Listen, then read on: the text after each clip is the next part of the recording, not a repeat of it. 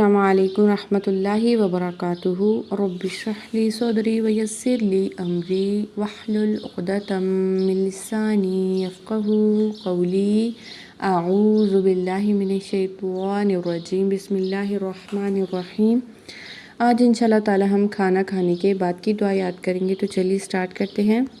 کھانا کھانے کے بعد ہمیشہ یہ پڑھنا چاہیے، الحمد للہ الذی اطعمنی ھذا ورزقنیہ من غیر حول منی ولا قوہ۔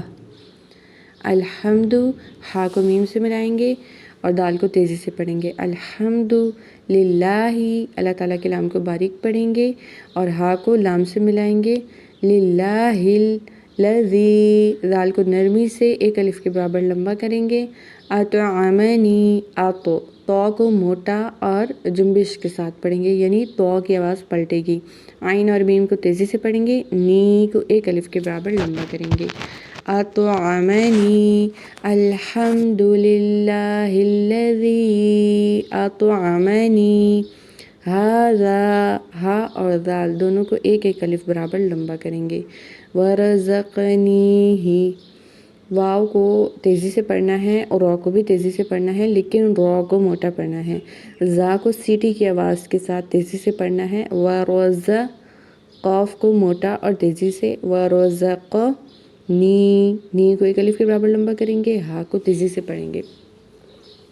ایک دفعہ میں یہاں پہ رکی ہوں اور رک کے پھر میں نے دوبارہ اسٹارٹ کیا ہے۔ جب میں رکوں گی تو ہا کو ساکن کر دوں گی، ٹھیک ہے، لیکن اگر ملا کے پڑھوں گی تو پھر ہا کو بھی پڑھنا ہے، ہا کی زیر کو بھی پڑھنا ہے۔ من نارمل طریقے سے ملائیں گے۔ غیری، غین کو موٹا پڑھیں گے اور را کو باریک پڑھیں گے۔ غیری حولم، واولین ہے اس لیے موڑیں گے۔ حولم، یہاں پہ ہنہ ہوگا، میم مشدد ہے، اور پھر میم کو جب نون سے ملائیں گے تو بھی ہنہ کریں گے کیونکہ نون مشدد ہے۔ حولم منی، نی کو ایک الف کے برابر لمبا کرنا ہے۔ ولا، واو کو تیزی سے پڑھیں گے لیکن لام کو ایک الف کے برابر لمبا کریں گے۔ ولا قوہ، قاف کو موٹا پڑھنا ہے، واو سے ملانا ہے۔ قو، اور واو کو ہا سے ملا دینا ہے۔ یہ گول تا ہے لیکن ہم اسے اسٹاپ کر رہے ہیں تو یہ گول ہا میں بدل جائے گا۔ قوہ پڑھیں گے۔ الحمد للہ الذی اطعمنی ھذا ورزقنیہ من غیر حول منی ولا قوہ۔